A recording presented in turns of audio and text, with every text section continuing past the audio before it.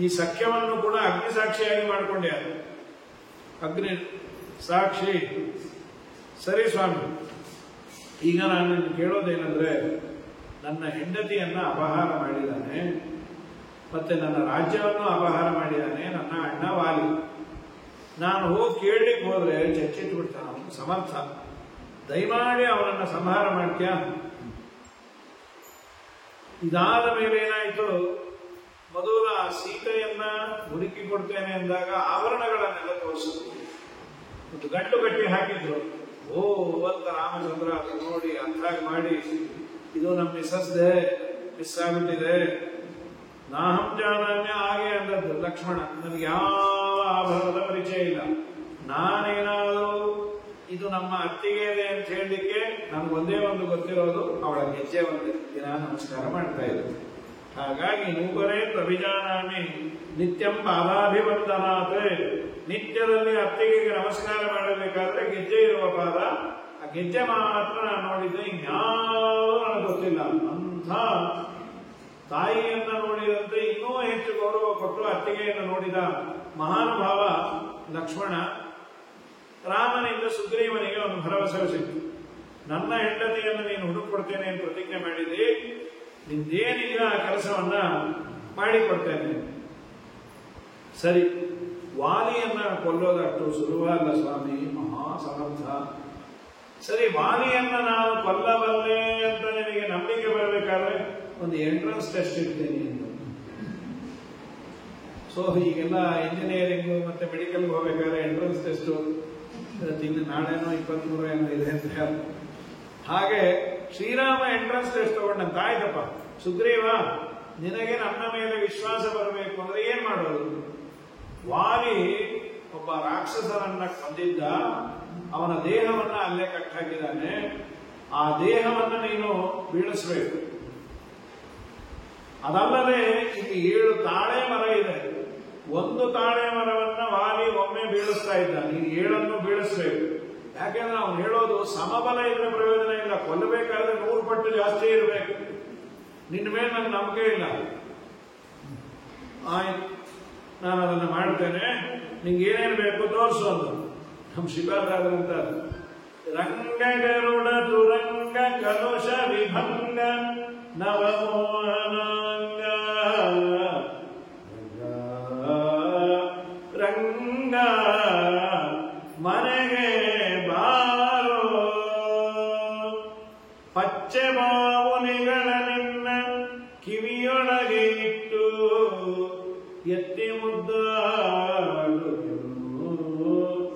ಹೆಚ್ಚಿದ ವಾಲಿಯ ಬಾಣದಿ ಚುಚ್ಚಿದ ಸಮುದ್ರವನ್ನು ಮುಚ್ಚಿದ ಎಚ್ಚರಿಕೆ ಎಂಬಕ್ಕು ಲಂಕೆಯ ಕಿಚ್ಚುಗಳ ಹಚ್ಚಿದ ಹನುಮನ ಮೆಚ್ಚಿದ ಅಚ್ಯುತಾನಂದ. ನಮ್ಮ ಪರಮಾತ್ಮನನ್ನ ಹೊಗಳಬೇಕಾದ್ರೆ ಹನುಮಂತ ದೇವರನ್ನ ಮೆಚ್ಚಿದವನು. ಎಂಥವರು ಅಂತ ಅವ್ರದೆಲ್ಲ ಕೆಲಸ ಹೇಳಿ, ಇಂಥ ಭಗವಂತ ಮನೆಗೆ ಬಾ. ಸರಿ, ನಾನೆಲ್ಲ ಒಪ್ಪಿಕೊಂಡೇನಿ. ದುಂದುಬಿ ಅಂತ ಹೇಳಿ ಅವನನ್ನ ವಧಿಸೋದೇ ಕಷ್ಟ ಇತ್ತು, ಅವನನ್ನ ಕೊಂದೆ. ಆಯ್ತು, ನಾನು ಮಾಡ್ತೇನೆ ಅದನ್ನ, ನೀನು ಹೋಗಿ ಅವನನ್ನ ಕರಿ, ನಾನು ವ್ಯವಸ್ಥೆಯನ್ನ ಮಾಡ್ತೇನೆ ಅಂತ ಹೇಳಿ ಒಪ್ಪಿಕೊಂಡ. ಮಾರನೇ ದಿವಸ ಸುಗ್ರೀವ ಹೋಗಿ, ರಾಮಚಂದ್ರ ಇದನ್ನೆಲ್ಲ ಮಾಡಿದ, ಅವನೇನೇ ಎಂಟ್ರೆನ್ಸ್ ಟೆಸ್ಟ್ ಕೊಟ್ಟಿದ್ದ, ಎಲ್ಲವನ್ನ ಮಾಡಿ ಗೆದ್ದು ಯುದ್ಧಕ್ಕೆ ಕರಿ. ಬಾಯಿಲಿ ಎಲ್ಲೋ ಬಿದ್ದ, ಇವತ್ತು ನಾನು ಕರೀತಾ ಇದ್ದೇನೆ ಅಂದ್ರೆ ಏನೋ ಇರಬೇಕು. ವಾಲ್ಮೀಕಿ ರಾಮಾಯಣ ತುಂಬಾ ಚೆನ್ನಾಗಿದೆ. ಹೆಂಡತಿ ಹೇಳ್ತಾಳೆ, ಬೇಡ ಹೋಗಬೇಡಿ, ಏನೋ ಅವಶ್ಯಕ ನನಗೆ ತೋರ್ತಾ ಇದೆ.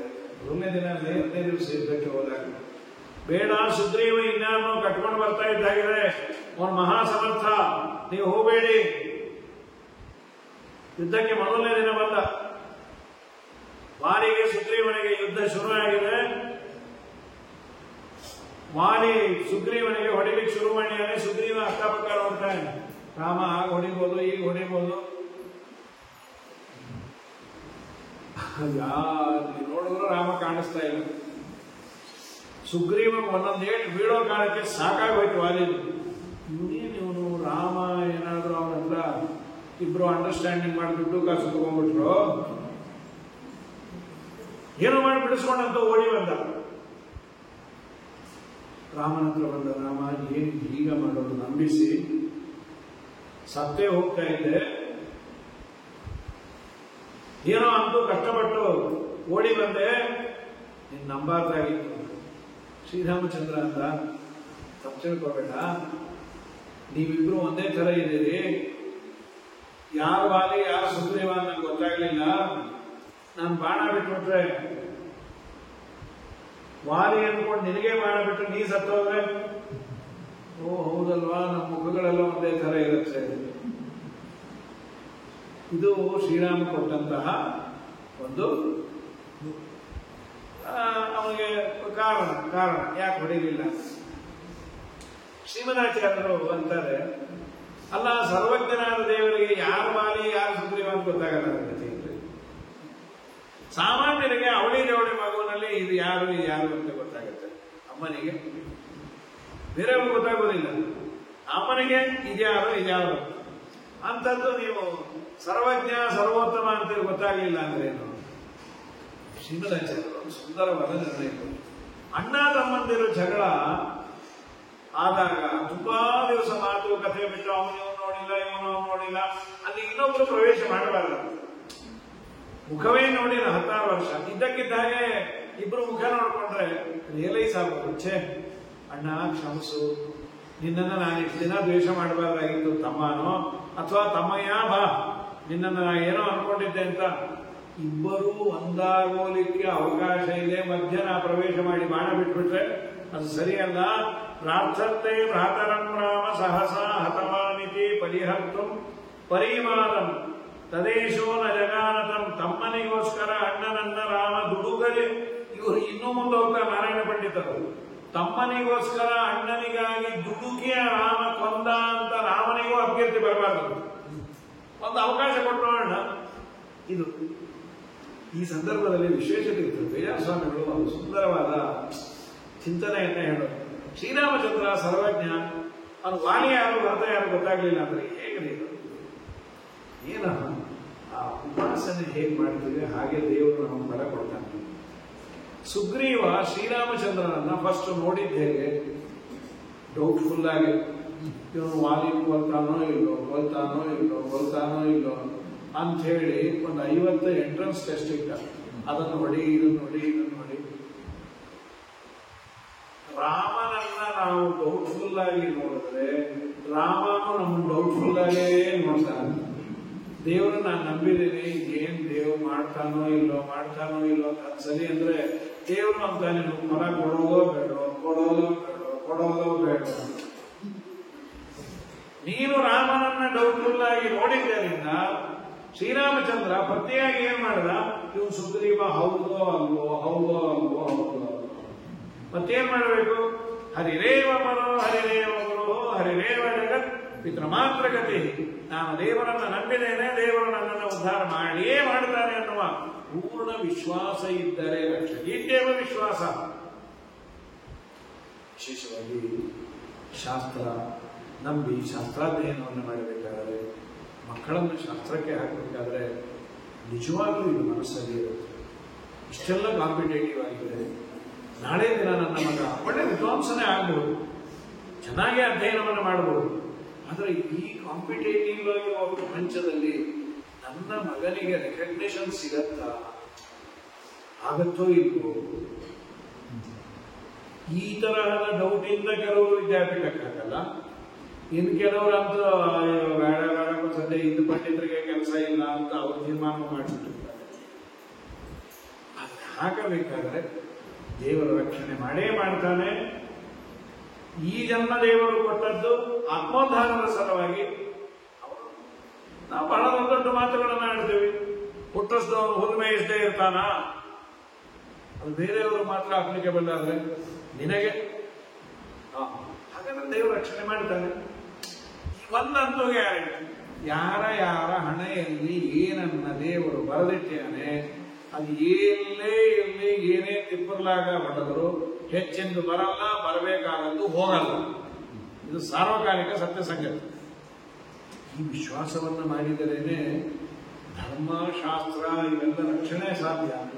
ಇಲ್ಲಾಂದ್ರೆ ಆಗತ್ತೋ ಇಲ್ಲೋ ಅಂದ್ರೆ ಆಗಲ್ಲ ಅನ್ನೋದೇ ಜಾಸ್ತಿ ನಮಗೆ ಗೊತ್ತಿರುತ್ತೆ. ಆಗಲ್ಲ ಲೌಕಿಕಕ್ಕೆ ಹಾಕಿ ಲೌಕಿಕದಲ್ಲ ಅಂತಾಕ್ಷಣ ಎಂಜಿನಿಯರಿಂಗು ಅಲ್ಲಿ ಪಾಸ್ ಆಗದೆ ಇದ್ರೆ ಏನೋ ಕೆಲಸ ಕೊಟ್ಬಿಡ್ತಾರ. ನಮ್ಮ ಮಗ ಇಂಜಿನಿಯರ್ ಆಗೇ ಆಗ್ತಾನೆ, ಆಗ್ಬೇಕಲ್ಲ. ಅವ್ನು PUC ನಲ್ಲಿ PhD ಮಾಡಿದ್ರೆ ಏನು ಮಾಡ್ಲಿಕ್ಕೆ ಆಗೋದಿಲ್ಲ. ಸೊ ಎಲ್ಲ ಕಡೆ ಸಮಸ್ಯೆ ಇದ್ದಂತೆ, ಎಲ್ಲ ಕಡೆ ಒಳ್ಳೆಯದಿದ್ದಂತೆ ಏನು ಸ್ವೇಚ್ಛಾ ವಿಹಾರ ಇರೋದಿಲ್ಲ. ಆ ವೇಷಭೂಷಣಕ್ಕೆ ತಕ್ಕಂತೆ ಬದುಕಬೇಕಾಗತ್ತೆ. ಅದು ಒಳ್ಳೆಯದೇ ಅದು. ಹಾಗಾಗಿ ಶ್ರೀರಾಮಚಂದ್ರ ಯಾಕೆ ಲಕ್ಷ್ಮಣನನ್ನ ಹಾಗೆ ನೋಡಿದ ಅಂದ್ರೆ ಅವರು ಡೌಟ್ಫುಲ್ ಆಗಿ ನೋಡಿದ. ಇದರಿಂದ ನಾವೊಂದು ಮೆಸೇಜ್ ಏನಂದ್ರೆ ದೇವರನ್ನ ಡೌಟ್ಫುಲ್ ಆಗಿ ನೋಡಬೇಡ, ದೇವರು ನನ್ನನ್ನು ರಕ್ಷಣೆ ಮಾಡ್ತಾನೆ, ನನ್ನ ಪಾಲಿಕೆ ಬರುವಂತ ಇಲ್ಲ ನಂಬಿ ಕೆಟ್ಟಾಗ. ಇಲ್ಲವೋ ರಂಗಯ್ಯನ ನಂಬಲೇ ಕೆಟ್ಟರೆ ಕೆಡದು. ಕಷ್ಟ, ಹೇಳಿದಷ್ಟು ಸುಲಭ ಅಲ್ಲ. ನಮಗೆ ಬೇರೆ ಬೇರೆಯವರ ವಿಶ್ವಾಸ ಬರುತ್ತೆ. ರೋಗದ ದಿನ ಬಂದಾಗ ಡಾಕ್ಟರ್ ಏನ್ ಹೇಳ್ತಾರೋ ಅದನ್ನು ನಾವು ಕೇಳ್ತೇವೆ. ದೇಹದಲ್ಲಿ ಏನಾಗಿದೆ ಅಂತ ಅವರೇ ಹೇಳ್ಬೇಕು. ಇಲ್ಲ ನಿನಗೆ ಹೀಗಾಗಿದೆ, ನೀನು ಈ ಔಷಧಿ ತಗೋಬೇಕು. ಡಾಕ್ಟ್ರೇ ನೀವೇ ನನ್ನ ಪಾಲಿಗೆ. ಮನುಷ್ಯನಿಗೆ ಬೇರೆ ಬೇರೆಯವರೆಲ್ಲ ವಿಶ್ವಾಸ ಇದೆ. ವಿಮಾನದಲ್ಲೇ ಹೋಗ್ತೇವೆ, 35-36 ಸಾವಿರ ಅಡಿಗಳ ಮೇಲೆ ಹಾರ್ತಾ ಇರುತ್ತೆ. ಅವನು ಮನುಷ್ಯನೇ. ಇದ್ದಕ್ಕಿದ್ದ ಹಾಗೆ ಅವನಿಗೇನಾದರೂ ಹೆಚ್ಚು ಕಮ್ಮಿ ಹಾರ್ಟ್ ಅಟ್ಯಾಕ್ ಆದರೆ ನೆವರ್ ಅಸ್ಯೂಮ್ ಇಟ್. ಇಲ್ಲ ಸರ್, ಏನಿಲ್ಲ, ಎನಿಥಿಂಗ್ ಈಸ್ ಪಾಸಿಬಲ್. ಬಟ್ ಅವನ ಮೇಲೆ ಪೂರ್ಣ ವಿಶ್ವಾಸ ಇದೆ. ಅವನು ನನ್ನನ್ನು ಡೆಸ್ಟಿನೇಷನ್ಗೆ ರೀಚ್ ಮಾಡಿಸ್ತಾನೆ. ಎಸ್, ಅವನಿಗೇನು ಆಗಲ್ಲ. ಯಾವಾಗ ಬೇಕಾದ್ರೆ ಏನ್ ಬೇಕಾದ್ರೆ ಆಗ್ಬೋದು. ಇದರಲ್ಲಿ ನೋಡಿದ್ದೆ ಯೂಟ್ಯೂಬ್ ಅಂತ ಒಂದು ವಿಮಾನ ಏನಾಯ್ತು ಗೊತ್ತೇ ಆಗಿಲ್ಲ. 120 ಜನರು ಪೈಲಟ್ಗೆ ಮತ್ತೆ ಕೋ ಪೈಲಟ್ಗೆ ಇಬ್ಬರಿಗೂ ಏನೋ ಅನಾರೋಗ್ಯ ಆಗಿ ಎಲ್ಲ ಹೋಯ್ತು, ಗೊತ್ತೇ ಆಗಲಿಲ್ಲ. ಆಮೇಲೆ ಎಲ್ಲೋ ಬಿದ್ದಿದ್ದು ಬ್ಲಾಕ್ ಬಾಕ್ಸ್, ಹುಡುಗಿ ಏನೋ ಸತ್ತು ಸುಣ್ಣ ಅಂದರೆ ಎಲ್ಲೋ ಸಿಕ್ತು. ಜೀವನದಲ್ಲಿ ನಮಗೆ ಯಾರ್ಯಾರ್ದೋ ಮೇಲೆ ವಿಶ್ವಾಸ ಇರುತ್ತೆ, ದೇವರ ಮೇಲೆ ವಿಶ್ವಾಸ ಬರುವುದಿಲ್ಲ. ಏನು ನಾವೇನು ಆ ಪೈಲಟ್ ಅನ್ನು ನೋಡಿಲ್ಲ. ನೀವು ಅನ್ಬೋದು ನಾನು ದೇವರನ್ನು ನೋಡಿಲ್ಲ, ಪೈಲಟ್ ಅನ್ನು ನೋಡಿಲ್ಲ. ಅವನ ಆರೋಗ್ಯ ತಪಾಸಣೆ ನಾವು ಮಾಡಿದಿಲ್ವಾ? ಇಲ್ಲ. ವಿಶ್ವಾಸ ಇದೆ. ಇಲ್ಲಿಯೂ ದೇವರಲ್ಲಿ ವಿಶ್ವಾಸ ಮಾಡು. ವಿಶ್ವಾಸ ಮಾಡಿದರೆ ದೇವರು ತುಂಬಾ ಹೆಚ್ಚು ರಕ್ಷಣೆ ಮಾಡ್ತಾನೆ. ವಿಶ್ವಾಸ ಮಾಡದೇ ಇದ್ರೆ ನೀನು ಹೆಚ್ಚು ಮಾಡಿದ್ರೆ ಅಷ್ಟೇ ನಾನು ಮಾಡೋದು ಮಗನೇ ಅಂತ ದೇವರು.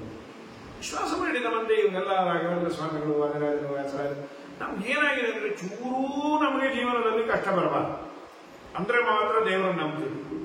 ಒಂಚೂರು ಕಷ್ಟ ಬರಬಾರ್ದು. ನಮ್ಗೇನಾದ್ರೂ ಆ ಸಾರಿಗೆ ಉಪ್ಪು ಜಾಸ್ತಿ ಆದ್ರೆ ದೇವರೇ ಅಂತ ಕರೆದುಕೊಂಡೇ ಬಂದ್ಬಿಡ್ಬೇಕು. ಏನಪ್ಪ ಉಪ್ಪು ಜಾಸ್ತಿ ಆಗಿದೆ, ಆಯ್ತು. ಉಪ್ಪಿಗೆ ಅಭಿಮಾನಿಯಾದ ನಿವೃತ್ತಿಗೆ ಹೇಳಿ, ನಿವೃತ್ತಿ ಸಾಲಿಂದ ನೀನು ಹೊರಗೆ ಹೋಗು ಅಂತ ಅವನು ಹೇಳಿ, ಹೇಗಿದೆ ಸ್ವಾಮಿ ನೀನು ನಂಬಿದ್ದಕ್ಕೆ ಸಾರ್ಥಕ ಮಕಾಸುರ ಅಂತ ಹೇಳಿ. ನೀನು ಏನ್ ಮಾಡಿದೆ ಆ ನಿವೃತ್ತಿ ಬರಕ್ಕೆ? ನೀನು ಹೀಗೆ ಮಾಡಿ ದೇವರು ಅನುಗ್ರಹ ಮಾಡಿದ್ದು ಉಂಟು. ನೀನು ಎಷ್ಟರ ಮಟ್ಟಿಗೆ ದೇವರನ್ನು ನಂಬಿದೆ, ಎಷ್ಟರ ಮಟ್ಟಿಗೆ ದೇವರನ್ನು ನೀನು ಆರಾಧನೆ ಮಾಡಿದೆ, ಪದಾರ್ಥಗತವಾದ ರೂಪವನ್ನು ಚಿಂತನೆ ಮಾಡಿ ನಿವೇದನೆ ಮಾಡಿದಂಥ ಮಹಾನುಭಾವರಿಗೆ ದೇವರು ಅದು ರುಚಿಯಾಗುವಂತೆ ಮಾಡಿದ್ದು ಉಂಟು. ಎಷ್ಟೋ ಕಡಿಮೆ ಜನಕ್ಕೆ ಮಾಡಿದ ಪದಾರ್ಥ ಸಾವಿರಾರು ಜನಕ್ಕೆ ಒದಗಿದಂತೆ ಮಾಡಿದ್ದು ಉಂಟು. ಅಗ್ನಿಶರ್ಮಮುಖ ಪಂಚಶೈತ್ಯಜೆ ಅನ್ನಮಾರತ ಮನಂ ಪೃಥಕ್ಸಮಂ ಕೃಷ್ಣ ಮಾದರತ. ಆಚಾರ್ಯರು ಪ್ರಯಾಣ ಬರಬೇಕಾದ್ರೆ ಬದರಿಯಿಂದ ಅವತ್ತಿನ ಕಾಲದ್ದು ನೋಡಿದ್ರೆ 5-6 ಜನ ಪ್ರಾಯ ಅವರವ್ರ ಮನೆಯಲ್ಲೇ ನೈವೇದ್ಯ ಮಾಡಿಯೋ ಅಥವಾ ನೈವೇದ್ಯ ಮಾಡಲಿಕ್ಕೆ ಕಂಚನ್ನ ತಂದಿರೋರು. ಆ ಲೆವೆಲ್ಲಿನ ಮಡಿ ಇತ್ತು. ಶ್ರೀಮದಾಚಾರ್ಯರಿಗೆ ನಮ್ಮನೆಯದು ತಗೋಬೇಕು ಭಿಕ್ಷಾ, ನಮ್ಮನೆ 8 ಕಂಚು ತಂದಿತ್ತು. ಒಬ್ಬೊಬ್ಬರು ಒಂದೊಂದು ದಿನ ಕೊಡ್ಲಿಕ್ಕೆ ಟೈಮ್ ಇಲ್ಲ. ಶ್ರೀಮದಾಚಾರ್ಯ 8 ಇಡ್ರಿ ಅಂತ. ಒಬ್ಬರು ತಿಂದು ಇನ್ನು 7 ಜನ ಬಿಟ್ರೆ ಬಿಡ್ತಾರ? ಅವ್ರು ತಿಂದೋರು, ಯಾರ ಮನೆ ತಿಂದೋರು? ಪಾಪ ನಿಮ್ಮನೆ ಕಂಚು ನೋಡು ಕೂಡ ನೋಡ್ಲಿಲ್ಲ ಅಲ್ವಾ ಅಂತ ಹೀಗೆ 20 ಸಲ ಚಿಚ್ಚಿ ಶ್ರೀಮದಾಚಾರ್ಯ ಅಂದ್ರು ಅಟ್ಟು ಹಾಕ್ರಿ ಇದ್ರಿ 9 ಕಂಚು ಅನ್ನ ತಿನ್ನ. ಏನ್ ತಿಳ್ಕೊಂಡಿದ್ದಿ? ಪ್ರಣಯ ಕಾಲದಲ್ಲಿ ಇಡೀ ಬ್ರಹ್ಮಾಂಡವನ್ನ ಮುಂದೆ ನೀರು ಕುಡಿತಾರೆ, ಕಂಚು ಬಿಟ್ರಲ್ಲ ಅವ್ರ ಪುಣ್ಯ ಅಂದ್ರು. ಕಂಚಿನ ಒಳಗೆ ಅನ್ನ ಹೊಡೆಯೋದಲ್ಲ, ಕಂಚನ್ನೇ ಹೊಡೆಯುವ ಮಹಾಸಾಮರ್ಥ್ಯರು ವಾಯುದೇವರವರು. ಇದೇನು ದೊಡ್ಡದು? ಕೃಷ್ಣಮಾದಯ, ಕೃಷ್ಣಮಾದರತೆ ಅವಿಸ್ಮಯ ಕೃಷ್ಣ ಮತ್ತು ಅನಮೇಶ ಹಿಕ್ಷಯೆ. ಕ್ಷಯ ಅಂದ್ರೆ ಪ್ರಳಯ ಕಾಲದಲ್ಲಿ ಎಲ್ಲವನ್ನ ತಿನ್ನುವ ಯೋಗ್ಯತೆ ಇದೆ. ಇನ್ಯಾರೋ ಪಾಪ ನಿಸ್ವಾನಾಂ ಕತಿಪಯ ಭಕ್ತಿಯುಕ್ತ ಭಕ್ತಂ ಭಕ್ತಾನಾಂ ವ್ಯಧಿಕ ಚತುರ್ಗುಣಂ ದಯಾಲು ನಿಸ್ವ. ಏನೂ ಇಲ್ಲ, ಮಧ್ವರನ್ನ ಸ್ವೀಕಾರ. ತುಂಬಾ ಜನ ಇದ್ದೇವೆ, ನೀವು ಸ್ವೀಕಾರ ಮಾಡಿದ ಮಾಡಬೇಕು. ಅದು 4 ಜನಕ್ಕಿದ್ದದ್ದು 400 ಜನಕ್ಕೆ ಆಗೋ ಥರ ಆಚಾರ ಮಾಡೋದು. ನಿಸ್ವಾನ ಕತಿಪಯ ಭಕ್ತ ಯುಕ್ತಿಭೂತಂ ಭಕ್ತಾನಾಂ ವ್ಯಧಿಕ ಚತುರ್ಗುಣಂ ದಯಾಲು ಭೂತೆ ಸ್ಮತ್ರಿದಿಶನರೋಪಬೋಧ್ಯಮನ್ನಂ ಸಂಪ್ರೀತ್ಯೈ ಸಧನವತಾಂ ಬೃಹತ್ ಪ್ರಬೋಧ. ವೈದೇವರು ಇದನ್ನು ಮಾಡಿ, ಸ್ವಯಂ ದೇವರು ಅದನ್ನು ಮಾಡ್ತಾರೆ. ನನ್ನಲ್ಲಿ ಇರೋ ಕುಚೇಲ ತೆಗೆದುಕೊಂಡು ಹೋಗಿದ್ದು 3 ಇಡೀ ಅವಲಕ್ಕಿ, ಅವತ್ತು ಇಡೀ ದ್ವಾರಕಾಪಟ್ಟಣಕ್ಕೆ ಅವಲಕ್ಕಿ ಸಮಾಧಾನ ಆಯಿತು. ಕುಚೇಲ ಅಂತ ನಮ್ಮೊಬ್ಬ ನಮ್ಮ ಅಪುರಾಣೆ ನಾವೇ ಹೊಟ್ಟು ತುಂಬ ತಿಂತೀವಿ ಅನ್ನೋ ಯೋಗ್ಯತೆ ಬೆಳೀದೇ ಇರೋರು. ಇವತ್ತು ನಮ್ಮ ಹೆಡ್ ಆಫ್ ಅಕೌಂಟ್ ಅಲ್ಲಿ ದ್ವಾರಕಾದಲ್ಲಿ ಅವಲಕ್ಕಿ ಸಮಾರಾಧನೆ ಸೇವಾಕರ್ತರು ಕುಚೇಲ ಅಲಿಯಾಸ್ ಸುಧಾಮ. ಇತಿಹಾಸದಲ್ಲಿ ಮಾಡಿಬಿಟ್ಟೆಲ್ಲೋ ಕಿಂಚಿತ್ ಕರೋತಿ ಉರುವಪಿ ಯತ್ ಸ್ವದತ್ತಂ ಸುಹೃತ್ಕೃತಂ ಫಲ್ವಪಿ ಭೂರಿಕಾರಿ ಮಯೋಪನೀತಂ ಪೃಥಕೇಕಮಟ್ಟಿಂ ಪ್ರತ್ಯಗ್ರಹಿ ಪ್ರೀತಿಯುತೋ ಮಹಾತ್ಮ. ಅವಂತಾನೆ ಕಿಂಚಿತ್ ಕರೋತಿ ಉರುವಪಿ, ತುಂಬಾ ದೊಡ್ಡದನ್ನ ಕೊಟ್ಟು ನಾ ಕೊಟ್ಟೆ ದೇವರಂತ ಭೂಮಿ ಬಿಟ್ಕೊ ನಾಯನ ನೀನೇ ಇಲ್ಲ, ನಮ್ಗೇನೂ ಇಲ್ಲ ಸ್ವಾಮಿ, ನಮ್ದು ಏನು ಕೊಡ್ತೇವೆ, ನಿಂದನ್ನೇ ಕೊಟ್ಟಿದ್ದೀವಿ ಅಂತ ಪ್ರಾಮಾಣಿಕವಾಗಿ ವಿಶ್ವಾಸ ಮಾಡಿಕೊಟ್ರೆ ದೊಡ್ಡದು ಮಾಡ್ತಾನೆ. ನಾನೇ ಸಾಕ್ಷಿ. ಒಪ್ಪಿಗೆ ಅವಲಕ್ಕಿಯನ್ನು ದೇವರಿಗೆ ಅರ್ಪಣೆ ಮಾಡಿದರೆ ಈ ದ್ವಾರಕೆಗೆ ಹಂಚಿದ ಇಂಥ ಸಂಪತ್ತನ್ನ ಕೊಟ್ಟ. ಬಡತನದಲ್ಲಿ ಭಂಗ ಬಡುತ ನೀರಲು ವಿಪ್ರ ಮಡದಿ ವಿಪ್ರ ಮಡದಿ ಕಳುಹಲು ಬಲೆ ಗಣದಿ ಮಡದಿ ರುಕ್ಮಿಣಿಯೊಡನೆ ಬರುವನ ಅಡಿಗಳಿಗೆ ಕೊಡಮಡುತ್ತ ತಂದು ಪಿಡಿಯ ಅವಲಿಯ ಕೊಡಲು ಪುಂಜಿಸಿ ಕಡು ಸಂಪದವ ಸಂಗಡಲೆ ನೀಡಿದಿ ವರದ ಕಂಚಿ ವರದ ವರದಾನಿ ಪೊರೆ ಎಂದು ಮೊರೆಯಿಡಲಾಕ್ಷಣ ಬಂದು ನೆರವಿ ಅಭಿಹಿತವಾಗಲೇವಿ ನಿರುತ ನಿನ್ನಯ ಶರಣರ ಪೊರೆವ ಕಾರ್ಯ ಧುರಂದರ ವರದ. ನಾವು ಸಣ್ಣವು ನಮ್ಮ ಕೈಯಲ್ಲಿ ಮಾಡಲಿಕ್ಕಾಗೋದೇ ಇಷ್ಟೇ ಅನ್ನುವ ಪ್ರಾಮಾಣಿಕ ವಿಶ್ವಾಸದಿಂದ ದೇವರನ್ನ ಕರೆದರೆ ಅದು ಚಿಕ್ಕದಾದದ್ದನ್ನು ದೊಡ್ಡದು ಮಾಡಿದ್ದಾನೆ. ನಮ್ಮ ನಿಮ್ಮ ಅನುಭವ ಈ ಮಠವೇ ಅಲ್ಲ, ಚಿಕ್ಕದಾಗಿ ಒಂದು ಶುರು ಮಾಡೋದು ಅಂತಾಯಿತು. ರಾಯರಿಗೆ ನರಸಿಂಹದೇವರಿಗೆ ಇಷ್ಟ ಆಯಿತು. ದೊಡ್ಡದು ಅಂತ ಮಾಡಿ ಮೊದಲು ಆ ಪಕ್ಕದ ಹಾಲಾಯಿತು, ಈ ಪಕ್ಕದ ಹಾಲಾಯಿತು. ಇನ್ನೂ ವಿಶೇಷ ಅಂದ್ರೆ ಕಟ್ಟದ ಮೇಲೆ ಕೆಳಗೆ ತೋಡಿದ್ದು ಈ ಮಠ ಒಂದೇ. ನಮ್ಮ ಶಾರದಮ್ಮ ಅವರು ಹೇಳ್ತಾ ಇರ್ತಾರೆ, ಸೆಲ್ಲಾರು ತೋಡಿ ಬಿಲ್ಡಿಂಗ್ ಕಟ್ತಾರೆ, ಬಿಲ್ಡಿಂಗ್ ಆದ್ಮೇಲೆ ಸೆಲ್ಲಾರು ತೋಡಿ ಮಹಾನುಭಾವರು. ಹಾಗಾಗಿ ಒಂದು ನರಸಿಂಹನ ಇಚ್ಛೆಗೆ ಬಂತು, ವೈದೇವರ ಇಚ್ಛೆಗೆ ಬಂತು, ರಾಘವೇಂದ್ರ ಸ್ವಾಮಿಗಳ ಇಚ್ಛೆಗೆ ಬಂತು. ಪಾಠ ಪ್ರವಚನ ನಿರಂತರ ಶ್ರೀನಿವಾಸಾಚಾರ್ಯರು ಸುಧಾರಿ ಗ್ರಂಥಗಳ ಪಾಠವನ್ನ ಮೇಲೆ ಹೇಳೋದು ದೊಡ್ಡ ಭಾಗ್ಯ. ಅದು ರಾಯರಿಗೆ ತುಂಬ ದೊಡ್ಡ ಪ್ರೀತ್ಯಾಸ್ಪದವಾದಂತಹ ಸೇವೆ. ಊಟ ತಿಂಡಿ ಮತ್ತೊಂದು ಮೊದಲೊಂದು ಅದೊಂದು ರಾಯರಿಗೆ ತುಂಬ ಇಷ್ಟ ಆಗುವಂಥದ್ದು ಪಾಠ ಪ್ರವಚನ. ಅದು ನಿರಂತರ ನಡೆಯುತ್ತೆ. 10 ಜನ ವಯೋವೃದ್ಧರ ಸಂರಕ್ಷಣೆ, ಎಲ್ಲ ತರಹದ ಭಗವಂತನಿಗೆ ಬೇಕಾದ ಕೆಲಸಗಳು ಆಗುವಂತೆ ಈ ಪುಣ್ಯ ಭೂಮಿಯನ್ನು ದೇವರು ಮಾಡಿಕೊಂಡ ಒಂದು ಸಣ್ಣ ಮಠ. ಇಲ್ಲಿ ಬಡಾವಣೆಯವರೆಗೆ ಭವಣೆ ತಪ್ಪಲೆ ಅಂತಂದರೆ ಅದು ದೊಡ್ಡದಾಗಿ ಬೆಳೆದು ಇವತ್ತು 100 ಜನಕ್ಕೆ ಆಶ್ರಯವನ್ನು ಕೊಡುವ ತಾಣ ಆಯಿತು ಅಂತಂದ್ರೆ ಅದು ಬೆಳೆದು ಬಂದಾಗ ಆಶ್ಚರ್ಯ ಆಗುತ್ತೆ. ಇಷ್ಟು ನಮ್ಮ ಕೈಲಿ ಆಗ್ತಾ ಇದ್ದ ಹಂತವಾಗಿ ಎಲ್ಲ ರೀತಿಯಿಂದ ಆಗಬೇಕು. ಹಣದ್ದು ಒಂದು ಕಡೆ ಆಗಬೇಕು, ಸರ್ಕಾರದಿಂದ ಆಗಬೇಕು, ಇದ್ದ ಜನದ್ದು ಆಗಬೇಕು, ಎಲ್ಲ ರೀತಿಯಿಂದ ಆಗಬೇಕು. ಅದು ಅವನ ಇಚ್ಛೆಗೆ ಬಂದು ಅಲ್ಲಿ ದೇವರಿಗೆ ಪ್ರಾಮಾಣಿಕ ಪ್ರಾಮಾಣಿಕತೆ ಇದೆ ಅನ್ಸಿದ್ರೆ ಮಾಡ್ತಾರೆ, ದೊಡ್ಡದು ಮಾಡ್ತಾರೆ. ಬಹಳ ದೊಡ್ಡ ದೊಡ್ಡ ಮಠ ಮಂದಿರಗಳು ಅವರು ಮಾಡೋದು ಅನುಕೂಲ, ದೇವರ ಅನುಗ್ರಹದಿಂದ ಅವರು ವ್ಯಾಪ್ತಿ ತುಂಬಾ ಇರುತ್ತೆ. ವರ್ಲ್ಡ್ ವೈಡ್ ಅವರು ಒಬ್ಬ ಸಂಸ್ಥಾನಾಧಿಪತಿಗಳು ಅಂದ್ರೆ ಪ್ರಪಂಚವೇ ಅವರನ್ನ ಗುರುಗಳನ್ನು ಸ್ವೀಕಾರ ಮಾಡಿರ್ತಾರೆ. ಅವರೊಂದು ಅಪೀಲ್ ಕೊಟ್ರೆ ಓಕೆ ಅಂತಾರೆ. ಎಲ್ಲ ಮಾಡ್ಬೇಕಾದ್ರೆ ಪಾಪ ಸಮುದ್ರ ಮಥನ ನಾಟಕ ಆಡಿ ಅಂತಾರಲ್ಲ, ನಾಟಕ ಆಡಿ ಬಿಲ್ಡಿಂಗ್ ಕಟ್ಟಿಬಿಟ್ಟೆ ಅಂತ. ನಾಟಕ ಆಡಿಯೇ ಕಟ್ಟದ್ದು, ಆ ನಾಟಕವು ಸಮುದ್ರ ಮಥನ ಅಂದ್ರೆ ಅದನ್ನು ಬಲಿಚಕ್ರವರ್ತಿ ಸುಕಲ ಲೋಕಕ್ಕೆ ಹೋಗದೇ ಇರೋ ಬಲಿಚಕ್ರವರ್ತಿ ಅಲ್ಲ, ಹಿನ್ನೆಲೆ ತುಂಬಾ ಇದೆ. ಅಲ್ಲಿಂದ ನೆನೆಸಿಕೊಂಡು ಬಂದ್ರೆ ಇಷ್ಟು ದೊಡ್ಡದು ಆಗತ್ತೆ. NRI ಇಲ್ಲದೆ ಇರೋ ಕಾಲ, ಅಮೆರಿಕದ ಹಣ ಇವತ್ತು ತುಂಬಾ ಇರೋದ್ರಿಂದ ಅನುಕೂಲ ಇದೆ. ಅದು ಇಲ್ಲದ ದೇಶೀಯ ಹಣ ಮಾತ್ರ ಇದ್ದಾಗ ದೇವರ ಇಚ್ಛೆಗೆ ಬಂದ್ರೆ ಹೌದು, ಕೇವಲ ಮಾತ್ರದಿಂದ ಬ್ರಾಹ್ಮಣರಿಂದ ಅದನ್ನು ತೆಗೆದುಕೊಂಡು ವಿಶೇಷವಾಗಿ ಮಾಡಿದಂತಹ ಆಲಯ ಇದು. ಭಗವಂತ ಸುಗ್ರೀವ ಅವನ ಮೇಲೆ ಅವಿಶ್ವಾಸ ಮಾಡಿದ್ದಕ್ಕೆ ನಾಳೆ ದಿನ ನೀನು ಅವನು ಸಪರೇಟ್ ಅಂತ ಗೊತ್ತಾಗ್ಲಿಕ್ಕೆ ಏನಾದ್ರು ಮಾಡ್ಬೇಕು. ಸರಿ, ನಾನೊಂದು ಹಾರ ಹಾಕೋತೇನೆ, ಹಾರ ಇರೋನು ಸುಗ್ರೀವ, ಹಾರ ಇಲ್ಲದೆ ಇರೋನು ವಾಲಿ. ನಾಳೆ ಆದ್ರೂ ಹೊಡಿತ್ಯ, ಆಯ್ತು ಹೋಗು ಅಂತ ಹೇಳಿ ಮಾರನೇ ದಿನ ವಾಲಿಗೆ ಭಗವಂತ ಬಾಣವನ್ನು ಬಿಟ್ಟ. ಬಾಣವನ್ನು ಬಿಟ್ಟು ಅವನು ಬೀಳೋ ಕಾಲಕ್ಕೆ ಕೆಲವೆಲ್ಲ ಮಾತುಗಳಿದೆ. ವಾಲಿ ವಧೆ ದೇವರು ಮರೆಯಲ್ಲಿ ನಿಂತು ಮಾಡದ, ಇದೊಂದು ರಾಮ ಮಾಡಬಾರ್ದಾಗಿತ್ತು ಸಾರ್. ಎಲ್ಲ ಸರಿ, ನಾವು ಯಾರು ಪ್ರತಿಭೆ ಮಾಡಲಿಕ್ಕೆ, ಆದರೆ ತುಂಬಾ ಚೆನ್ನಾಗಿದೆ.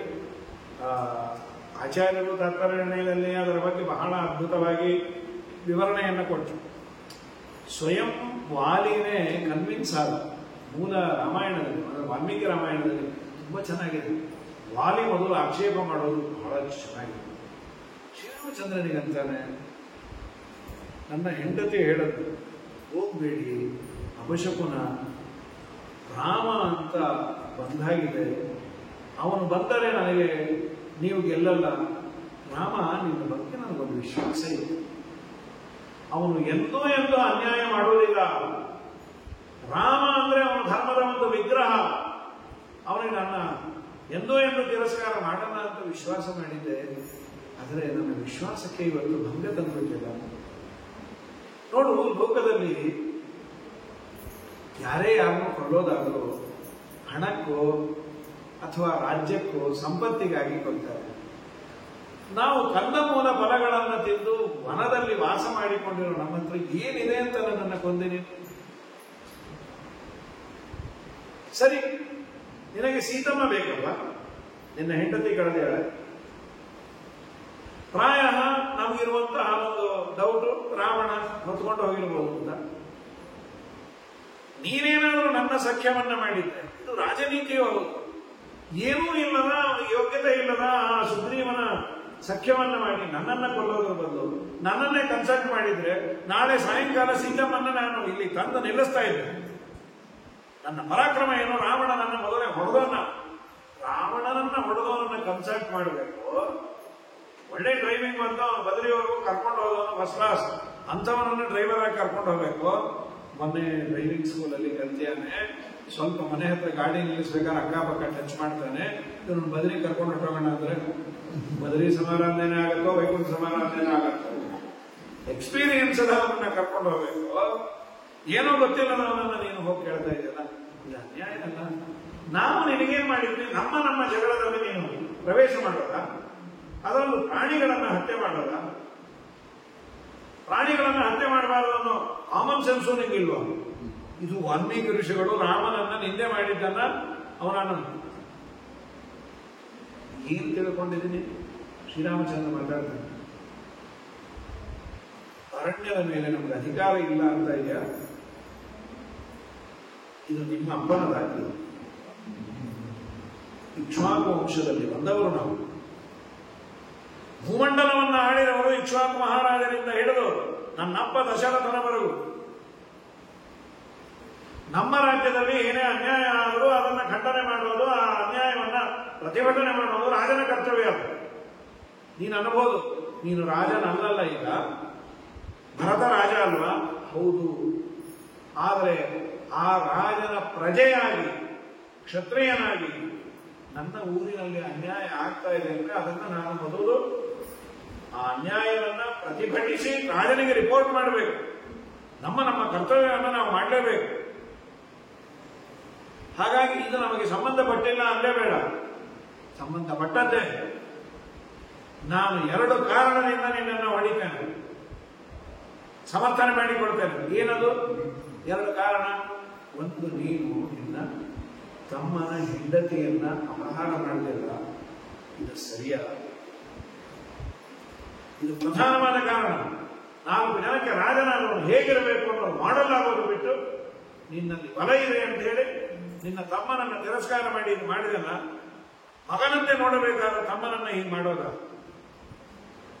ಸರೆಂಡರ್ ರಾಮ, ನಾನು ಏನೋ ತೋಚದೆ ಹೀಗೆ ಮಾಡಿದೆ. ಶ್ರೀಮದಾಚಾರ್ಯರು ಹೇಳೋದು 3 ಕಾರಣವನ್ನು ಕೊಡ್ತಾರೆ. ಹಿಂದೆ ನಿಂತು ಯಾಕೆ ಕೊಂದದ್ದು ಅನ್ನೋ ಒಂದು ಮಾತಿದೆ. ವಾಲಿಗೆ ಒಂದು ವರ ಇತ್ತು, ಎದುರಿಗೆ ಏನಾದರೂ ಬಂದರೆ ಎದುರಾಳಿಗಳ ಅರ್ಧ ಬಲ ಇವನು ಬಂದ್ಬಿಡೋದಂತ. 50% ಇವನಿಗೆ ಬರೋದು, ಸ್ವಯಂ ಇವನಿಗೆ ಬಲ ಇತ್ತು. ಸೊ ಗ್ಯಾರಂಟಿ ಎದುರಾಳಿ ಸೋಲೇಬೇಕು. ಯಾಕಂದ್ರೆ 50% ಇವನಿಗೆ ಬಂತು, ಪ್ಲಸ್ ಇವೊಂದು ಡೆಫರೆಂಟ್ ಆಗಿ ಎದುರಾಳಿಗಳು ಸೋಲ್ಬೇಕು. ನಿನಗೆ ಬಲ ರುದ್ರದೇವ, ನಾನು ಸರ್ವೋತ್ತಮನಾದ ಭಗವಂತ. ದೇವರ ಬಲದಲ್ಲಿ ಮಿತಿಯಲ್ಲಿದೆ. ಅನಂತ ಬಲವುಳ್ಳವನು ರಾಮಚಂದ್ರ. ಅನಂತವನ್ನ ಅರ್ಧ ಅಂತ ಅನ್ನೋದಿಲ್ಲ, ಬೆದ್ದು ಅಂತಾರೆ. ಇನ್ಫಿನಿಟ್ ಅನ್ನ ಅರ್ಧ ಅಂದ್ರೆ, ಆದ್ರಿಂದ ಅರ್ಧ ಬಲ ಬರುತ್ತೆ. ಇದು ಯಾವುದು ಪ್ರಶ್ನೆ ಇಲ್ಲ. ಮತ್ತ್ಯಾಕೆ ನೀನು ಎದುರಿಗೆ ಬರಲಿಲ್ಲ ಅಂತ ಲೋಕ ಕೇಳ್ತಾರಲ್ಲ. ಒಂದು ವೇಳೆ ನಾನು ಎದುರಿಗೆ ಬಂದಿದ್ರೆ ವಾಲಿ ಸರೆಂಡರ್ ಆಗಿರುವುದು. ಯಾರು ಶರಣಾಗತರೋ ಅವನ್ನ ಕೊಲ್ಲಬಾರದು. ಸುಗ್ರೀವನಿಗೆ ಮಾತು ಕೊಟ್ಟಾಗಿದೆ, ಮಾತನ್ನ ಮೀರಬಾರದು. ಇವನು ಅಪರಾಧಿನೂ ಆಗಿದ್ದಾನೆ, ಕೊಲ್ಲಬೇಕಾಗಿತ್ತು. ಆದ್ದರಿಂದ ಹಿಂದಿನಿಂದ ಬಾಣ ಬಿಟ್ಟು. ಅರ್ಥ ಆಯ್ತಾ? ಅರ್ಥ ಆಯ್ತು. ಕೇಳ್ದ, ನೀನು ಈಗಲೂ ಬದುಕಬೇಕು ಅಂತ ಇಚ್ಛೆ ಇದ್ರೆ ಹೇಳು, ಬದುಕಿಸ್ತೀನಿ. ಆಯ್ತಾ? ರಾಮಾಯಣದ ಬಂದಿದೆ, ಆಚಾರ್ಯರು. ಇದರ ಮೇಲೆ ನಮ್ಮ ಮಾದರಾಜ ಸ್ವಾಮಿಗಳನ್ನು ಏನೋ ಕೇಳೋದು ಕೇಳದ. ಕೆಲವೊಮ್ಮೆ ಹೀಗೂ ಆಗತ್ತೆ. ಮನೇಲಿ ಏನಿರಲ್ಲ, 3 ಜನ ಬಂದಿದ್ದು, ಊಟ ಕೇಳಿ ಹೌದಾ ಅಂತ ಕೂತ್ಬಿಟ್ರೆ ಗೋ ಇಲ್ಲ. ಎಲ್ಲಿಂದ ಆಗುದು? ಏನಿಲ್ಲ. ಊಟ ಕೇಳಿ ಅಂದ್ರೆ ಆ ಮನೆಯವರಂತ ಪೆದ್ದ ಪೆದ್ದಾಗಿ ಮಾತಾಡ್ತೀರಿ. ಇಲ್ಲೇ ನಾನು ಹೇಳಿ ಅಂದಿತ್ತು, ಹೇಳಿ ಅಂತ ಏನ್ ಹೇಳಿ ಮಾಡಾಕ್ರೆ ನೀವೇ ಔಪಚಾರಿಕವಾಗಿ. ಅಂದ್ರೆ ಒಂದು ವೇಳೆ ವಾಲಿ ಬದುಕ್ತೀನಿ ಅಂದಿದ್ರೆ ರಾಮ ಏನ್ ಮಾಡ್ತಾ ಇದ್ದ? ಸ್ವಲ್ಪ ಮುಡಿ ಮಾಡಿ ಮಾತಾಡ್ಬೇಕಲ್ವ ರಾಮ. ಮದುವೆಯಾದವರು ನೀನು ಅಷ್ಟಲ್ಲೇ ಕೆಡಿಸ್ಕೋಬೇಡ. ಅವನು ಸರ್ವಥ 2 ವಾದರಾಜರನ್ನು ಚೆನ್ನಾಗಿ ಹೊಡೆದು ಅವನು ಕೈಕಾಲು ಬರೆದು ಆಮೇಲೆ ಅವನ ಹತ್ರ ಹೋಗಿ, ಸರ್ ಹಾಸ್ಪಿಟಲ್ ಬಿಲ್ ಎಲ್ಲ ನಿಂದೆ, ಸರಿ ಹೋದ್ಮೇಲೆ ನಿನ್ನ ಮಠಕ್ಕೆ ದಿನ ಊಟಕ್ಕೆ ಬನ್ನಿ. ಯಾವನ್ ಬೇಕು ಹಾಸ್ಪಿಟಲ್ ಬಿಲ್ ಕೊಡೋ ಸಲುವಾಗಿ ಹೊಡೆಯೋದ? ಯಾಕೆ ಹೀಗೆ ಮಾಡಿದ್ರು? ಒಂದು ವೇಳೆ ಅವನು ಬದುಕ್ತೇನೆ ಅಂದ್ರೆ, ಶ್ರೀಮದಾಚಾರ್ಯ ಅಂದ್ರೆ ವಾಲಿ ಬದುಕ್ತೀನಿ ಅಂತೂ ಇಲ್ಲ, ಅಂತಾನೂ ಇರಲಿಲ್ಲ. ಯಾಕೆಂದ್ರೆ ಅವನಿಗೆ ಪ್ರೇರಣೆ ಮಾಡೋನೇ ಶ್ರೀರಾಮಚಂದ್ರ. ಮೊದಲೇ ಆಗಿದ್ರೆ ಅವನು ಸರೆಂಡರ್ ಆಗಿರೋನು. ಯಾಕೆ ಅಂದ್ರೆ ಅವನಿಗೆ ಇನ್ನೂ ರಾಮನ ಬಾಣ ತಾಕಿರಲಿಲ್ಲ. ರಾಮನ ಬಾಣ ತಾಕಿದ ಮೇಲೆ ರಾಮನ ಬಾಣಕ್ಕೆ ಅಭಿಮಾನಿ ಹನುಮಂತ ದೇವರು. ಅವ್ರ ಬಾಣ ತಾಕಿದ ಮೇಲೆ ಒಳ್ಳೆ ಬುದ್ಧಿ ಬಂತು. ಈಗ ಅವನಿಗೆ ರಿಯಲೈಸ್ ಆಯ್ತು, ನಾನು ತಪ್ಪು ಮಾಡಿದ್ದೇನೆ. ಆದ್ದರಿಂದ ಅವನಂದ, ಬದುಕಿ ಸಾಯುವುದಕ್ಕಿಂತ ಸತ್ತು ಬದುಕ್ತೀನಿ. ನಿನ್ನ ನಾಮಸ್ಮರಣೆ ಮಾಡಿ ಸಾಯೋದೇ ಪುಣ್ಯ ಅಂದ್ರೆ ನಿನ್ನ ದರ್ಶನ ಮಾಡ್ತಾ ಪ್ರಾಣ ಬಿಡೋದು ನಮ್ಮಪ್ಪ ನನ್ನ ಭಾಗ್ಯ ಅಲ್ಲ. ನನ್ನ ತಪ್ಪಿನ ಅರಿವು ಆಯಿತು, ನನ್ನ ಉದ್ಧಾರ ಮಾಡು. ಅವನು ಕಡಿಮೆ ತಪ್ಪನ್ನು ಮಾಡಿದ್ದಂತೆ ವಾಲಿ. ಅದಕ್ಕೆ ಮುಂದಿನ ಜನ್ಮದಲ್ಲಿ ವಾಲಿಗೆ ಕೊಟ್ಟ ಭಾಗ್ಯ ದೇವರೇನು? ತನ್ನ ತಂಗಿಯನ್ನೇ ಕೊಟ್ಟ. ಅರ್ಜುನನಾದಾಗ ಸಾರಥ್ಯವನ್ನು ಮಾಡ್ದ. ಏನದ ಅರ್ಜುನನಿಗೆ ಮಾಡಿದ್ದು ದೇವರ ಉಪಕಾರ. ಹೆಸರು ಜೊತೆಗೆ ಇಟ್ಕೊಂಡ್ಬಿಟ್ಟ, ಪಾರ್ಥ ಸಾರಥಿ. ಪಾರ್ಥನಿಗೆ ಸಾರಥಿ ಇದಕ್ಕಿಂತ ಬೇಕೇನ್ರಿ? ಸ್ವಾಮಿ ಮಾಡಿದ ಉಪಕಾರ, ಅವನು ವಾಲಿ ಪ್ರಾಮಾಣಿಕವಾಗಿ ಸರೆಂಡರ್ ಆಗಿದ್ದಕ್ಕೆ ದೇವರು ಅವನು ಎಷ್ಟು ಮೇಲೆ. ಒಬ್ಬ ಸ್ವಾಮಿಗಳಿಗೆ ಸಂಬಂಧಪಟ್ಟವರು ನಮ್ಮ ಮನೆಯವರು ಅಂದ್ರೇನೆ ಎಷ್ಟು ಆನಂದ. ಮನೆಯವರು ಆ ಸ್ವಾಮಿಗಳಿಗೆ ತಂಗಿ, ಹೌದಾ, ಅವರೊಬ್ಬರೇ ಮಗ ಅಲ್ವಾ? ಆ ಸ್ವಾಮಿಗಳ ತಾಯಿ, ನಮ್ಮ ತಾಯಿ ಇಬ್ರು ಕಸಿನ್ಸ್. ಹೌದಾ? ಅಂದ್ರೆ ಅಕ್ಕಂಗಿರ ಮಕ್ಕಳ ಅಲ್ಲ, ನಮ್ಮ ಅಜ್ಜಿ ಅವರಜ್ಜಿ ಅವ್ರ ಕಸಿನ್ಸ್. ಅವ್ರ ಅಕ್ಕಂಗಿರ ಇಲ್ಲ, ಅವರು ಕಸಿನ್ಸ್. ಅಯ್ಯೋ ನಿನ್ನ ಮಗಕ್ಕೆ ಇಷ್ಟ. ಸರಿ, ಆ ಸ್ವಾಮಿಗಳು ತಂಗಿ ನಿಮ್ಮ ಮನೆಯವರು ಅಂತ ನೀ ಹೇಳಿದಿಲ್ಲ, ಆ ಸ್ವಾಮಿಗಳು ಗೊತ್ತಾ? ಅದು ಗೊತ್ತೇ ಇಲ್ಲ, ಅದೇ ಸಮಸ್ಯೆ ಆಗಿರೋದು. ಒಂದನ್ನೇ ನಾವು ದೊಡ್ಡದಾಗಿ ಬಳಸಿಕೊಂಡು ಮ್ಯಾಕ್ಸಿಮಮ್ ಏನು ಅದು ಪಾಪ ಬಡಿಸೋರು ಗಿಡಿಸೋರು ಗೊತ್ತಿರಲ್ಲ. ಸ್ವಾಮಿಗಳ ತಂಗಿ ಗೊತ್ತಾ? ಅವನು ಒಂದು ಎಲೆ ಕೊಟ್ಬಿಡಪ್ಪ ಸ್ವಾಮಿಗಳ ತಂಗಿ ಅಂತ ಹೇಳ್ತಾರೆ, ಗಲಾಟೆ ಯಾಕೆ ಅಂತ. ಇಷ್ಟಕ್ಕೆ ಉಪಯೋಗ ಬೀಳ್ಬೋದು. ಸರ್ವೋತ್ತಮನಾದ ದೇವರು ತನ್ನ ತಂಗಿಯನ್ನು ಸುಭದ್ರೆಯನ್ನು ಕೊಟ್ಟು ಮದುವೆಯನ್ನು ಮಾಡಿ ಅವನ ರಥದ ಸಾರಥ್ಯವನ್ನು ವಹಿಸಿ ತನ್ನ ಹೆಸರಿನ ಜೊತೆಯಲ್ಲಿ ಪಾರ್ಥಸಾರಥಿ ಅಂತ ಕರೆಸಿಕೊಂಡ. ಅಂದ್ರೆ ಎಷ್ಟು ಅನುಗ್ರಹ. ತಪ್ಪನ್ನು ಒಪ್ಪಿಕೊಂಡದ್ದಕ್ಕೆ ಉದ್ಧಾರ ಮಾಡಿದ. ಸುಗ್ರೀವ ಸ್ವಲ್ಪ ರಾಮನ ಸೇವೆ ಮಾಡಿದ್ರು, ತುಂಬಾ ದೊಡ್ಡ ತಪ್ಪನ್ನು ಮಾಡಿದ್ದಕ್ಕೆ, ಇಂದ್ರನ ವಾಲಿಯ ಹೆಂಡತಿಯನ್ನ ಅವನು ಸಂಗ ಮಾಡಿದ್ದಕ್ಕೆ ದೇವರಂತ ಈ ಜನ್ಮದಲ್ಲಿ ಬೇರೆ ಅಲ್ಲ, ಮುಂದಿನ ಜನ್ಮದಲ್ಲಿ ಮಾಡ್ತೇನೆ ಅಂತ ಕರ್ಣನಿಗೆ ಹೆಜ್ಜೆ ಹೆಜ್ಜೆಗೆ ಸಮಸ್ಯೆ ಆಯಿತು. ಹಾಗಾದ್ರೆ ನಾವು ಪಾಪ ಪುಣ್ಯಗಳನ್ನು ಮಾಡಿದಾಗ ಇಲ್ಲೇ ನಮಗೆ ಅದಕ್ಕೆ ಫಲ ಆಗಬೇಕು ಅಂತಿಲ್ಲ. ಜನ್ಮಾಂತರದಲ್ಲಿ ಅದು ತುಂಬಾ ದೊಡ್ಡ ಹೊರೆಯಾಗಿ ಹೆಜ್ಜೆಗೆ ಕಷ್ಟವನ್ನು ಪಡಬೇಕಾಗುತ್ತೆ. ಪುಣ್ಯ ಮಾಡಿದ್ದಕ್ಕೆ ದೇವರು ಅನುಗ್ರಹ ಮಾಡಿ ಎಷ್ಟು ಅವನ ಮೇಲೆ ಎತ್ತಿ ಆ ಎರಡನ್ನೂ ಭಗವಂತ ತೋರಿಸಬೇಕಾಗಿದೆ. ನಾಳೆ ದಿವಸ ಸುಂದರ ಹರೆಯ ನಮಃ. ಶ್ರೀಕೃಷ್ಣ.